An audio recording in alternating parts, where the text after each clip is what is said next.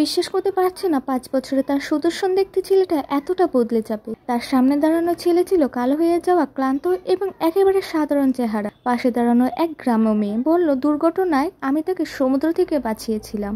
যখন জিজ্ঞাসা করা হলো এতদিন বাড়ি ফিরল না কেন, ছেলে উত্তর দিল, আমার স্মৃতিশক্তি হারিয়ে গিয়েছে। এটা শুনে মেয়েটি স্বস্তির নিঃশ্বাস ফেলল।